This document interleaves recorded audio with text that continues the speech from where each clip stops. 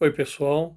Nós vamos agora dar início ao nosso 11º encontro, versando sobre o capítulo 10 do Evangelho de Mateus. Bons estudos e, mais uma vez, qualquer dúvida vocês mandam, nós estamos à disposição para esclarecer o que a gente sabe e o que não sabe a gente vai pesquisar. Forte abraço a todo mundo.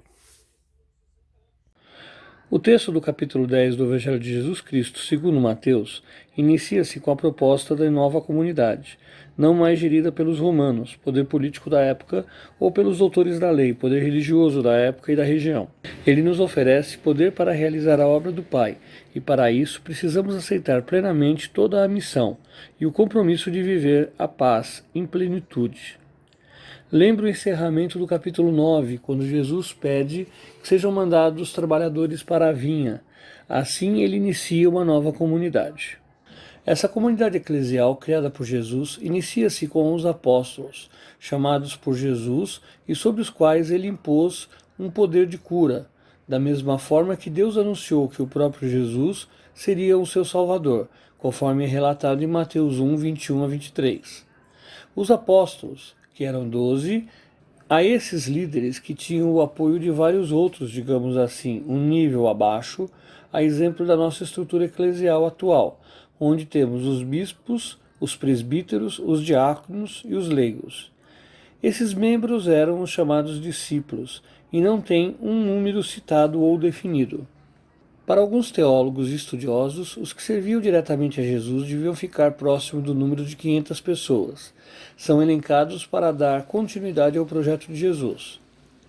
Observem nesse momento, a comunidade ainda não elenca nem gentis, pessoas que não professavam a fé judaica, e nem mulheres, que serão primordiais no projeto do Senhor. A exemplo da oferta de Jesus aos judeus, vão primeiro às casas dos filhos de Abraão, os discípulos e nós, atuais seguidores de Cristo, devemos antes de mais nada buscar aos cristãos, aqueles que foram batizados e se perderam no caminho. Isso não é uma exclusividade nossa ou do nosso tempo, batizados ou fiéis que se perdem no caminho. Temos um exemplo importante que se perdeu, um discípulo de Jesus que abandona o projeto, a exemplo dos discípulos de Emaús, e depois acaba voltando. Trata-se de São Marcos. De acordo com a tradição, São Marcos teria abandonado o projeto de Jesus ainda no início, sendo que mais tarde, após a ressurreição, acaba reencontrando com o projeto através de Pedro, Simão Pedro, o nosso São Pedro, a quem o considerava como um filho. Esse exemplo mostra que todo batizado deve estar pronto para aceitar a missão e colocar os seus dons que foram disponibilizados por Deus a serviço da comunidade, não para serem pagos, nem usados para ganhar recursos, processo pelo qual chamamos de simonia, a exemplo de Simão, de Atos dos Apóstolos, Atos 8, de 18 a 19.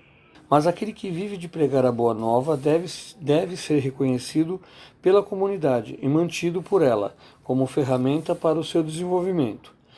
Completando esse pensamento, ao divulgarmos a boa nova e o trabalho pelo Senhor, não deve fazer parte desse expediente a autopromoção. Não podemos e não devemos usar o projeto de Deus como um meio de nos tornarmos pessoas famosas. Devemos encontrar os fiéis e, ao fazê-lo, não devemos mudar de casa em casa ou de igreja em igreja, mas sermos fiéis ao projeto e à vivência com a comunidade do povo de Deus, espalhando em todo lugar a paz, a mesma paz que desejamos para nós. Afinal, nunca podemos perder de vista a regra de ouro: o que desejas receber, faças primeiro ao irmão, conforme Mateus 7,12. Da mesma forma, aqueles que rejeitam o projeto de Deus não conseguem ficar com a paz de Cristo, pois esta paz pressupõe o amor. Quem rejeita o amor de Deus, na pessoa de Jesus Cristo, não consegue reconhecer ou viver o amor do Pai. Afinal, aquele que acredita em Jesus, os fiéis, os mansos, lembrando as bem-aventuranças, conforme Mateus 5, de 1 a 12, devem ser mansos, mas isso não pode servir para ignorar os riscos daqueles que vão contra nós. Ao oferecer a outra face, vamos sempre questionar: por que me bates? Não podemos, enquanto fiéis, servidores do Senhor, ignorar o castigo merecido, mas não o castigo exacerbado, exagerado, dos quais não somos merecedores. Assim, o verdadeiro fiel é aquele que não rejeita o projeto de Jesus em qualquer situação. Está pronto para viver ele em sua plenitude, permitindo que Jesus fale por meio dele. Afinal, quando somos chamados, é o Espírito Santo que fala por nós. Mesmo assim, muitos não conseguirão entender o projeto do Pai, mas o cristão deve saber a hora de mudar, evitando sempre o confronto.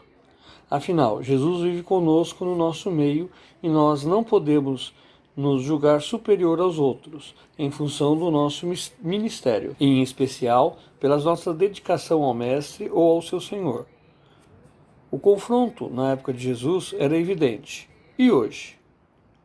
Muitos são os conflitos, inclusive entre aqueles que se dizem cristãos, de propriedade de Cristo, e que é um termo, acredita-se, forjado para identificar o grupo de seguidores de Jesus Cristo de maneira até pejorativa ou de identidade já em meados do século I, podendo ter surgido ainda entre os anos 20 e 40 depois de Cristo, na região da Antioquia ou proximidades. Mas todos nós somos enviados como ovelhas em meio aos lobos, ou seja, mansos que podem ser atacados por diversos inimigos, os mais variados. Inclusive, como comentado, pessoas que, embora anunciem-se, se autopromovam como sendo fiéis e até ministros do Senhor, na realidade, não compreendem o projeto do Pai e somente se preocupam com suas próprias necessidades. Lembramos mais uma vez do pecado da simonia. Embora o sofrimento é inevitável, hoje, não físico como na época, mas um sofrimento e uma reação social massiva contra diversos tipos de manifestações de fé. Não precisamos ter medo da vida, pois tudo será revelado e o cristão deve ser fonte de luz, assim como Cristo é a fonte da nossa luz. Lembramos tanto o Cristo ressuscitado e o fiel deve estar pronto para viver a vida eterna. Mas não se deixe levar pelos poderes que podem corromper a alma, pois o Pai nos oferece sempre a salvação. Ele não obriga nada e nem ninguém, afinal, nós somos a imagem e semelhança do Pai, que nos ofereceu Jesus para dar testemunho no seu dia do julgamento final, de cada um de nós. Entretanto, aquele que nega o projeto de Jesus será negado por ele, ou seja, está condenado à morte eterna. Novamente a partir de entretanto. Entretanto, aquele que nega o projeto de Jesus será negado por ele, ou seja, está condenado à morte eterna. Jesus vem nos oferecer a vida eterna, mesmo que para isso tenhamos que romper, inclusive com a nossa família. Lembrando mais uma vez que, embora a família seja a base da vida, muitas vezes precisamos abandonar os mortos para serem enterrados pelos outros mortos. Ou seja, aqueles que ignoram o projeto de Deus, enterrem os outros que também o ignoram. Isso também nos lembra que, em uma família, poderá existir aqueles que aceitam ou não a boa nova. Ele lembra que aqueles que rejeitam a palavra devem ser esquecidos. Bata a poeira da cidade. O convite para aceitar a Jesus é para sermos como Abraão, prontos a oferecer nosso filho, mesmo sabendo que Deus providenciará o sacrifício. O convite é para aquele que não está preocupado com sua própria existência, vai alcançar a vida eterna. É claro que aquele que vive a vida e a paz de Cristo, vive em Cristo e o leva a todos. Lembrando que aquele que recebe um profeta aceita a profecia e a coloca em prática. O profeta é aquele que fala em nome de Deus, e quem oferece algo a um fiel, oferece diretamente a Jesus. A quem atende a Jesus, não perde a sua recompensa no céu.